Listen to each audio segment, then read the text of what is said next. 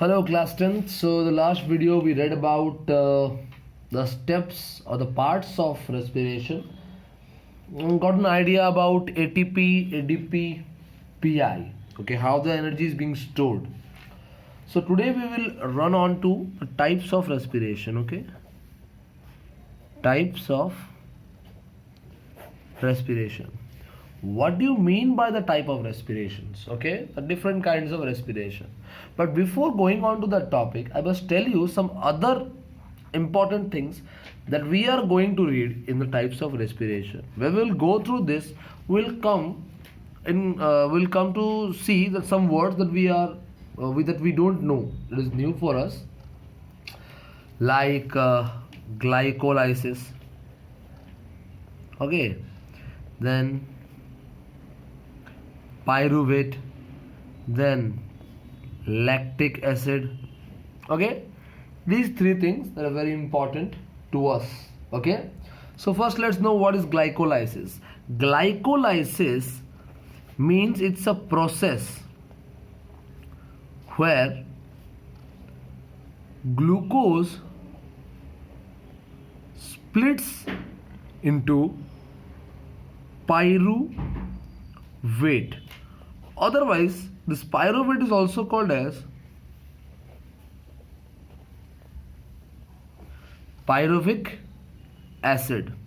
Okay, glycolysis is a process in which glucose splits or breaks down into pyruvate or pyruvic acid. The pyruvate and pyruvic acid is the same thing. Clear? This process is called as glycolysis. Here the word glycolysis. Glyco means glucose and lysis means breakdown. So simply the word glycolysis means breakdown of glucose. Okay, breakdown of glucose, and after breaking down or after splitting up, it converts into pyruvate. Clear?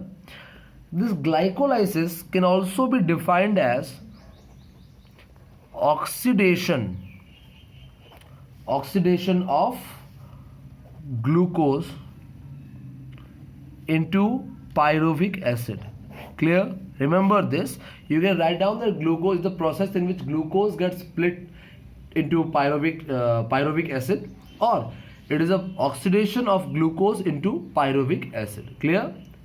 Okay, so this glycolysis always takes place in cytoplasm. Always glycolysis cell के cytoplasm में ही होता है और कहीं नहीं होगा. Clear? और एक चीज बताना चाहूंगा, that glycolysis does not require oxygen. Clear? It does not require oxygen, but it is also called as oxidation. Why? अच्छा, I will answer this question after 2 minutes. Let me first tell you the formula of pyruvic acid. Its formula is C3H4O3. ये pyruvate या pyruvic acid का formula है. Clear? याद रहे, एक glucose हर वक्त 2 ठो पायरुवेट बनाता है. सॉरी, यह 2 ठो पायरुविक एसिड बनाता है. एक ग्लूकोज मॉलिक्यूल हर वक्त 2 बनाएगा. Clear? Means C6H12O6 will always make you form 2 pyruvates यानी C3H4O3. ओके, तुम देखो यहाँ पे C3 था, 2 बना है, मतलब डिवाइड होना बाय 2 करोगे तुम, तो C3 हुआ है, सही है. O3 हुआ है, सही है, लेकिन H6 होना चाहिए था, H4 हुआ है. H6 होना चाहिए था, मतलब इसका 2 हाइड्रोजन कम है, यानी इसका 2 हाइड्रोजन लॉस हुआ है, and loss of hydrogen is called as oxidation. हम पढ़े हैं ये चीज, समझ में आया? Okay, understood why I told that this process is oxidation. Why the conversion of glucose into pyruvate is called oxidation? Because it is losing hydrogen. It is losing hydrogen, that's why it is called as oxidation. Clear? Okay, got my point what I was talking to you. Clear? Why this glycolysis is an oxidation process, yet though it doesn't require oxygen. Clear? लेकिन एक point और है कि तुम higher class जब जाओगे तुम पढ़ोगे कि ग्लाइकोलाइसिस का 10 स्टेप है। क्लियर? अगर तुम बायोलॉजी पढ़ते हो अच्छे से, वहां पे लेकिन एक स्टेप है जहां पे ऑक्सीजन का इस्तेमाल होता है। क्लियर? क्लियर हो गया। Leave it. जो आगे पढ़ने वाले आगे पढ़ोगे, यहाँ पे बस मैं कुछ तुमको शॉर्ट टिप्स दे रहा हूँ। ग्लाइकोलाइसिस क्या है याद रखना है, ग्लाइकोलाइसिस का डेफिनेशन याद रखना है, वहाँ पे प्रोडक्ट क्या होता है, पायरुविक एसिड होता है, याद रखना है। ये कहाँ होता है और ये ऑक्सीजन रिक्वायर नहीं करता, क्यों नहीं करता, फिर भी इसको ऑक्सीजन क्यों बोला गया है वो भी जानना है। Clear? Got to my point? And always 1 glucose will form 2 pyruvate. Confirm? Okay, done. Now one more point, एक एंजाइम का नाम जाने रहो तुम, काम आएगा बाद में। NAD enzyme, NAD enzyme. तुम देखो यहां पे जो 2 हाइड्रोजन कम हुआ है ना, वो कैसे हुआ? क्लियर? वो कहां गया? वो ये एंजाइम ले जाता है, इसको हम बोलते हैं निकोटिनामाइड एडेनाइन डाइन्यूक्लियोटाइड को enzyme. Clear? It is the name of the enzyme, NAD coenzyme, that is nicotinamide adenine dinucleotide coenzyme. Clear? ये 2 हाइड्रोजन है, ये एंजाइम्स उसको यूज कर लेता है। क्लियर? और याद करो लास्ट वीडियो में रेस्पिरेशन में कुछ एंजाइम्स यूज होता है बोल के बोला था, ये वही एंजाइम है। क्लियर? ब्रीदिंग में ऐसा कोई एंजाइम यूज नहीं होता, इन्वॉल्व नहीं होता, लेकिन रेस्पिरेशन के दौरान ये एंजाइम यूज होता है। क्लियर? समझ में आया? एक और पॉइंट है लैक्टिक एसिड का, इसका फॉर्मूला जाने रहो, C3H6O3 is a formula of lactic acid. ये काम आएगा जब हम टाइप्स ऑफ रेस्पिरेशन पढ़ेंगे। क्लियर? एक और चीज याद रखो, ये जो ग्लाइकोलाइसिस फॉर्म, देखो टाइप्स ऑफ रेस्पिरेशन में क्या होता है, we have 2 types. Types of respiration are of 2 types, one is aerobic, one is anaerobic. Clear? One is aerobic, other is anaerobic. Glycolysis 2 जगह होता है। ओके?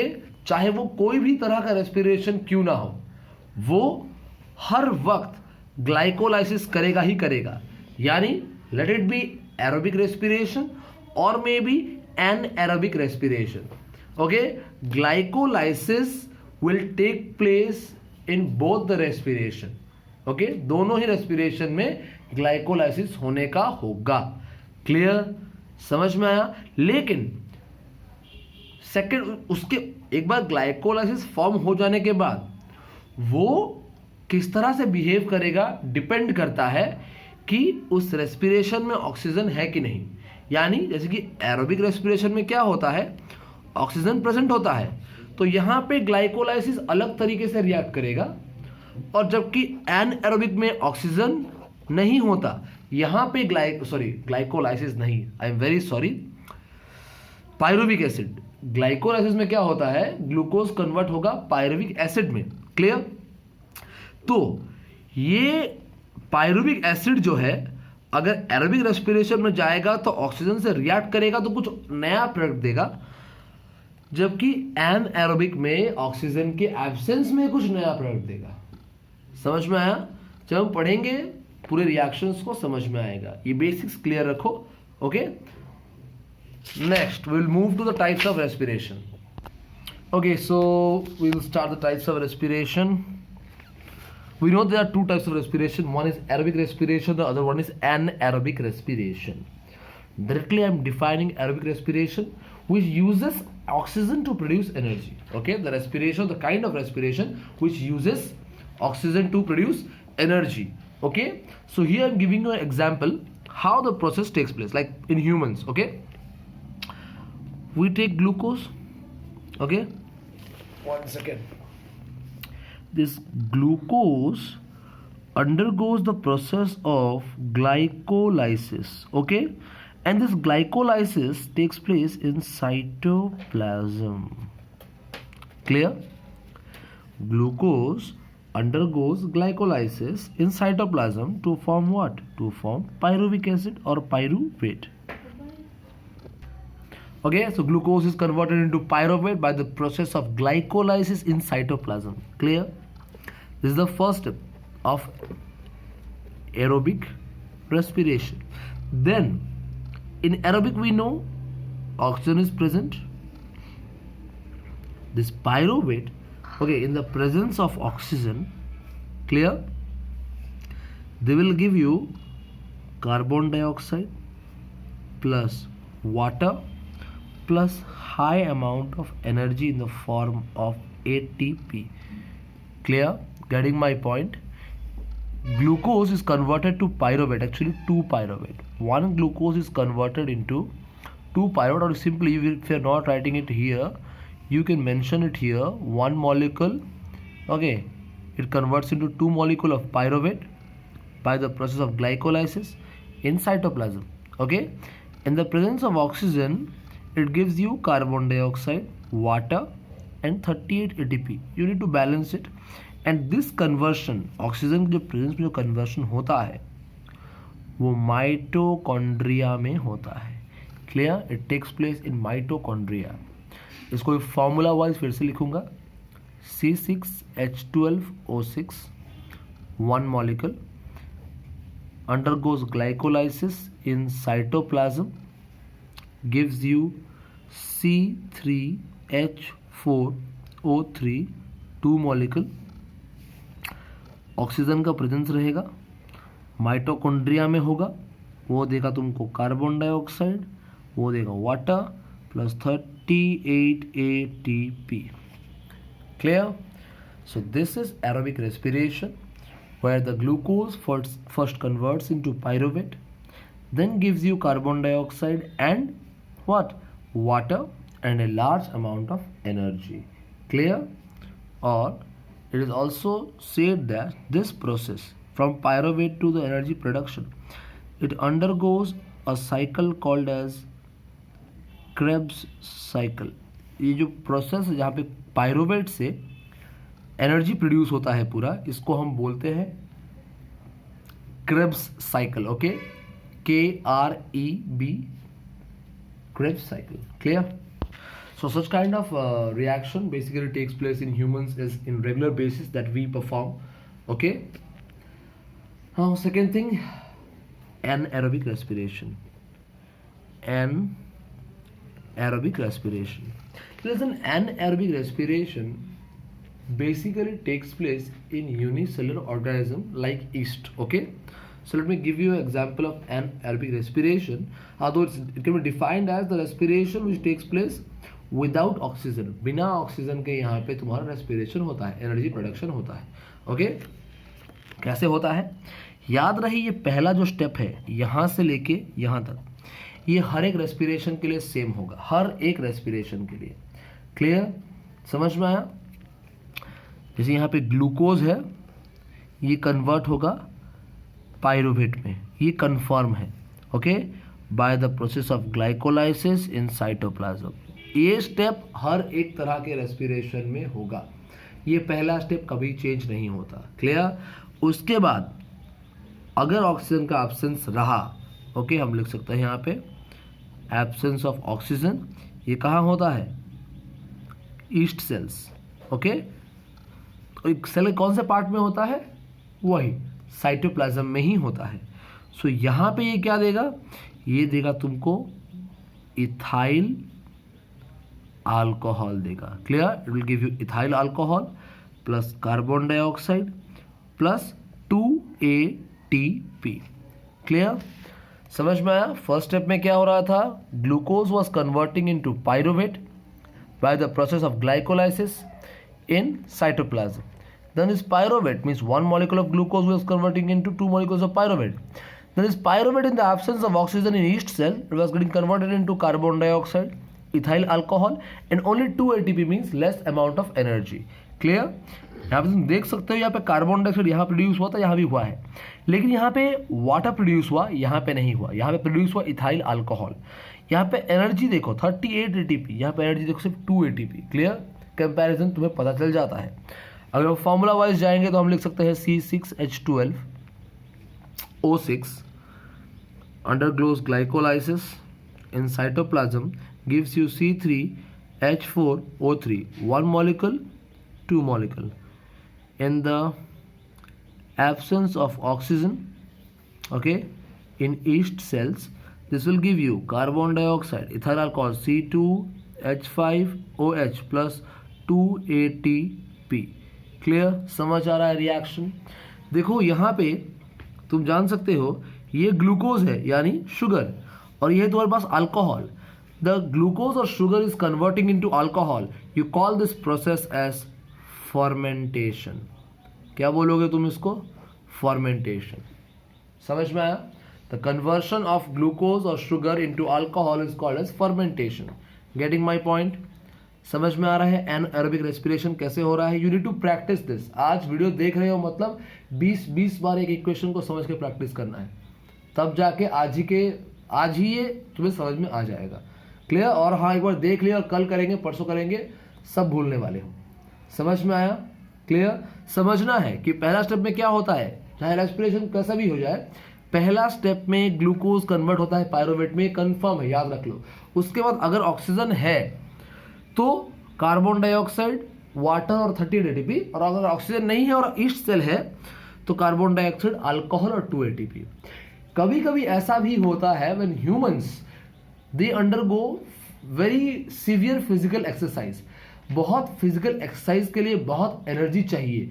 बहुत एनर्जी के लिए बहुत सारा रेस्पिरेशन करना पड़ेगा, और बहुत रेस्पिरेशन करने के लिए बहुत सारा ऑक्सीजन चाहिए पड़ेगा. तो इस वजह से क्या होता है, हम बहुत तेजी से सांस लेते हैं. क्लियर? समझ में आ रहा है? When we are undergoing physical exercise, heavy physical exercise, we require large amount of energy. For large amount of energy, we require large amount of oxygen. But sometimes what happens, our body cannot supply that high amount of oxygen. कभी कभी body high amount of oxygen supply नहीं कर पाता है, और ऐसे में human body यानी ह्यूमन के मसल सेल्स के अंदर भी एनाएरोबिक रेस्पिरेशन होता है. सिर्फ कुछ कंडीशन में, अगर तुम हैवी और सीवियर फिजिकल एक्सरसाइज कर रहे हो तब जाके ही ऐसा एनाएरोबिक रेस्पिरेशन तुम्हारे बॉडी के मसल सेल्स में होगा, वरना नहीं. नॉर्मल टाइम्स में ऐसा नहीं होता. Clear?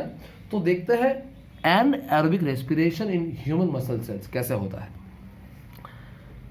एनाएरोबिक in humans. Clear? Same procedure, glucose is getting converted into pyruvate, 1 molecule into 2 molecules. ये confirm है by the process of glycolysis in cytoplasm.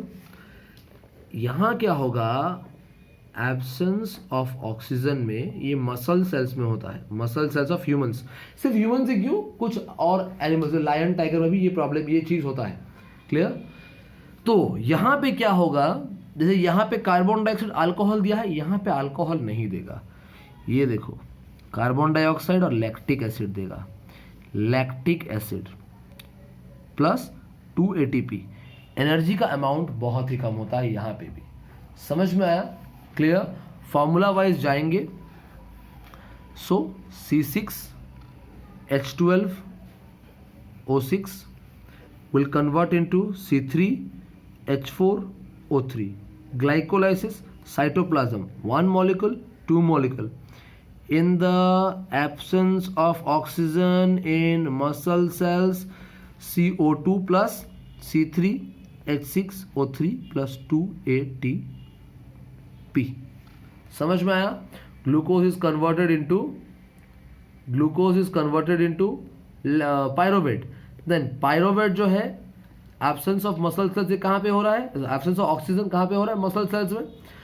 तो यहाँ पे देखो अल्कोहल दे रहा था कार्बन डाइऑक्साइड के साथ, क्योंकि वो ईस्ट सेल था. स्ट्रक्चर अलग है, उसका फंक्शन अलग है. लेकिन अगर ह्यूमन सेल्स में होता है या higher animal cells like lion tiger में होता है तो वो अल्कोहल नहीं देगा, लैक्टिक एसिड देगा. समझ में आ रहा है? क्लियर? और अमाउंट ऑफ एनर्जी बहुत ही कम रहेगा. अब याद करो तुम्हें जो बोला था मैं, एक NAD एंजाइम होता है. Okay, nicotinamide adenine dinucleotide को एंजाइम बोलते हैं हम उसको. यहां पे देख सकते हो, यहां पे 2 हाइड्रोजन गायब है ना. क्लियर? ठीक है, फिर से देखो यहां पे एग्जैक्टली आ गया है, आया है कि नहीं. तो यहां पे लैक्टिक एसिड भी 2 फॉर्म करेगा. 2 पायरुवेट था, 2 लैक्टिक एसिड है यहां, लेकिन 2 हाइड्रोजन कम था, यहां 2 हाइड्रोजन आ गया ना. जो यहां पे जो 2 हाइड्रोजन कम है वो कौन ले गया था? NAD एंजाइम ले गया था, वो यहां फिर दे गया है। समझ में आया? समझ में आ रहा है? यह रिडक्शन हो गया। Clear? The pyruvate is reducing into what? Lactic acid, हम ऐसा बोल सकते हैं। क्लियर? और जहां पे लैक्टिक एसिड फॉर्म होता है ना, वहां होता है क्रैम्प। क्लियर? क्रैम्प मतलब तुम बोलते हो मसल्स खिंच गया है, बहुत पेन हो रहा है। एक्चुअली मसल्स के बीच में लैक्टिक एसिड जम जाता है, तब क्रैम्प होता है। Cramp means it's a painful experience, okay, in the muscles of humans basically, where lactic acid gets what? Accumulated.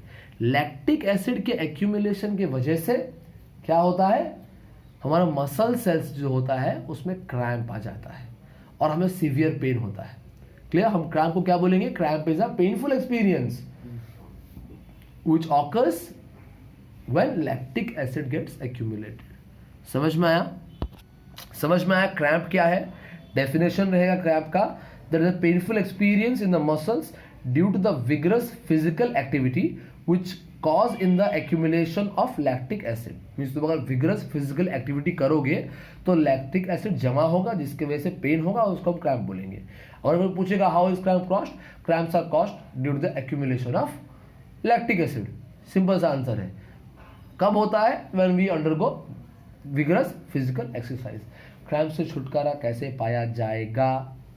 Simply तुम लिख सकते हो कि it can be done by giving a hot water bath to the part. Muscles को तुम अगर गर्म पानी का सेक दे दोगे या आइस अप्लाई कर दोगे या मसाज दे दोगे तो क्या होगा?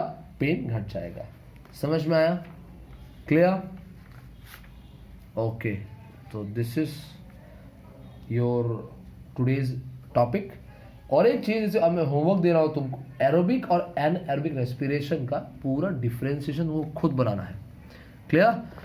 Do it and submit to me within evening. Clear? Have a good day.